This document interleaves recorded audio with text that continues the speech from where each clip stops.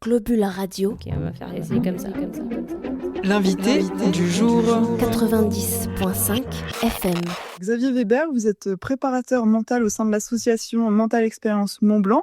Est-ce que vous pouvez un peu nous présenter cette association ? Alors cette association, c'est à l'origine un regroupement de préparateurs mentaux de la vallée sur l'initiative de Sébastien Mansart et de Marc Carrère et qui s'est transformé d'un regroupement à une véritable association avec des statuts et tout ça courant de cette année. Ça nous permet à nous, association, d'avoir un rayonnement différent, un positionnement aussi par rapport aux institutions un peu différents, et du coup de pouvoir avancer en collectif de préparateurs mentaux que nous sommes. Je l'aborde tout de suite, mais j'ai vu sur votre site que vous vous rappelez énormément le fait que vous êtes tous diplômés en tant que préparateurs mentaux. Oui. Et donc j'ai vu aussi que vous parliez de l'encadrement de la profession. J'imagine qu'il y a aussi un enjeu de mettre en avant que vous êtes des professionnels et de pouvoir aussi vous faire connaître en tant que professionnel. En période, on va dire, post-Jeux Olympiques, on a commencé et on parle de plus en plus de la préparation mentale, en l'occurrence des sportifs, bien évidemment. Et on se rend compte qu'il y a une multitude de formations, de certifications et quelque part de pratiquants. Donc nous, dans notre collectif, on est tous issus d'un cursus universitaire. Et du coup, ça nous donne, au-delà d'un diplôme, ça nous donne une posture en tant que préparateur mental. Et on y est très attaché à cette posture, à cette éthique, à cette déontologie. Parce que dans la préparation mentale, dès lors qu'on accompagne un ou une athlète, il est facile de faire n'importe quoi, entre guillemets. Le fait qu'on soit diplômé est un plus, et le fait qu'on soit un collectif nous aide à avoir des garde-fous comme ça, puisqu'on se retrouve pour échanger, en l'occurrence, beaucoup sur notre posture et notre déontologie. Au cœur du sujet, donc, il y a la préparation mentale, un terme large qui regroupe plein de choses dans le sport. Et donc, vous, comment est-ce que vous faites cette préparation mentale ? Parce que j'imagine qu'il y a la gestion des émotions, du stress, mais qu'il y a sûrement d'autres choses. En fait, ce qui est super intéressant dès lors qu'on accompagne, on va dire, un athlète individuel, dans un sport individuel, c'est qu'on va partir sur une co-construction de sa préparation mentale. L'idée, c'est déjà de construire ou en tout cas d'établir la préparation mentale qui correspond à l'athlète qu'on a en face de nous et de ne pas arriver avec son package de techniques et lui dire essaye ci, essaye ça. Voilà, même si dans certains cas de figure, on peut être amené à. La seconde chose que je voulais dire, par rapport à ça, c'était aussi de l'amener à ce qu'il soit autonome dans sa préparation mentale. Donc on n'a pas vocation à accompagner un sportif tout au long de sa carrière. Alors sur une période donnée, pourquoi pas, sur une période plus ou moins longue, oui. Après, ce qui est certain, c'est qu'on reste, en tout cas à titre personnel, toujours en contact plus ou moins loin avec les athlètes qu'on a à un moment donné accompagnés. Donc pour répondre à la question, oui, on va parler de la gestion des émotions. Vous avez parlé du stress, mais pas que. On va aussi amener sur des techniques de relaxation, d'activation, à contrario. Donc c'est ça peut être beaucoup basé sur des mouvements de respiration. Après, c'est simplement parler de mise en place d'une routine. Qu'est-ce que l'athlète a besoin de mettre en place le matin de sa compétition, que ce soit son petit déjeuner, à toutes les petites habitudes qui va lui être nécessaire pour performer ce jour-là. Donc c'est ce qui est super intéressant, c'est que ça va nous amener effectivement sur un tas de techniques très différentes. On va parler de la visualisation, on va parler on peut parler de sophrologie, on peut être amené à utiliser l'hypnose. Et là, l'intérêt du collectif, c'est qu'on n'est pas tous spécialisés. Chacun a son rayon d'action, chacun a ses techniques de prédilection.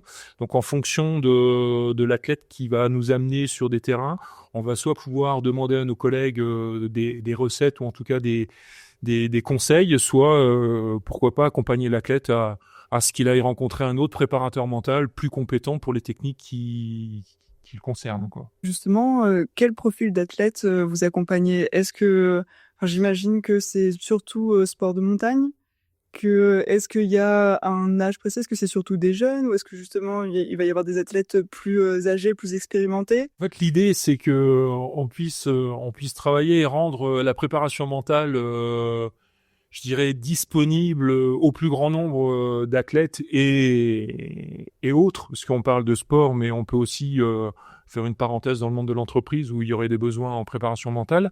En ce qui concerne le sport, Oui, basé à Chamonix, on a essentiellement des sportifs de la vallée, mais pas que, puisqu'on intervient aussi beaucoup dans le reste du département. Et on a aussi parmi mes collègues et même moi, on accompagne des sports et des sportifs qui sont dans des sports qu'on ne connaît pas nous-mêmes et qui ne sont pas forcément des sports de montagne.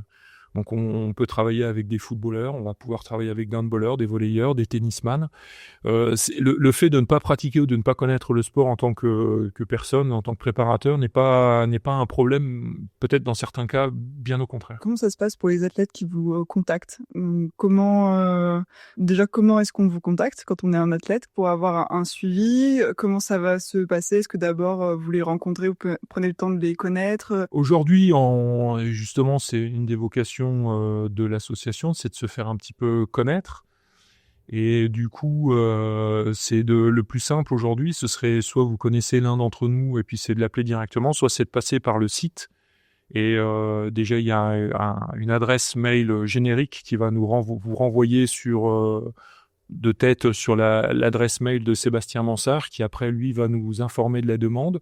Soit après, sur le site aussi, vous avez tous les profils des préparateurs mentaux de l'association avec nos coordonnées. Donc, je dirais que quelqu'un qui est intéressé pour un premier contact, une première prise de contact avec la préparation mentale peut demander à l'un d'entre nous via le site. Voilà. Après, comment ça se passe concrètement? L'idée, c'est de faire ce qu'on appelle la S0, la séance 0. C'est effectivement de se rencontrer une première fois, voilà, plus ou moins 1 heure, mais d'établir, on va dire, les règles du jeu, ou en tout cas comment on fonctionne. Donc, il y a un gros travail d'écoute, il y a un gros travail de présentation de la préparation mentale. Comment moi, en tant que préparateur mental, je fonctionne. Qu'est-ce que je peux te proposer, toi, athlète, pour entamer cette démarche-là. Donc, cette première séance, elle est juste là pour effectivement lier un premier contact, un premier lien, et de voir après si, oui ou non, on fonctionne ensemble.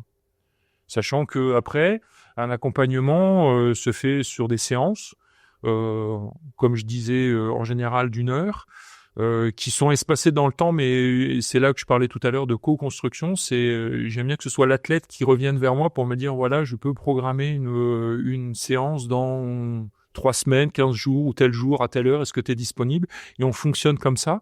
Il n'y a pas un nombre de séances, on va dire, prédéfini. Moi, je dis juste à l'athlète, il y a une première séance, la S0 dont je parlais, et même si au bout de 2, 3, 4, 5 ou 10 séances, on doit en s'arrêter, parce que tu es autonome dans ta préparation mentale, j'aimerais juste qu'on se passe un temps, une dernière séance pour se dire, voilà ce qu'on a fait, voilà d'où on est parti, et aujourd'hui, on arrête de fonctionner ensemble parce que tu es autonome, parce que tu estimes que tu n'as plus besoin de moi, et c'est tant mieux, et on finit comme ça, quoi. Sûrement une dernière question, parce qu'on parle de la préparation mentale des athlètes, mais j'ai vu que vous proposiez aussi des formations auprès des coachs. Vous avez notamment été accueilli, si je me trompe pas, par le club des sports de Chamonix. Oui, tout à fait. Bah ça, c'est une des missions de l'association. Donc, on est soutenu par le comité départemental olympique et sportif dans cette démarche de faire des formations pour les entraîneurs, effectivement, pour leur donner soit des premiers éléments ou en tout cas des premières techniques sur la dimension mentale des sportifs qu'ils encadrent.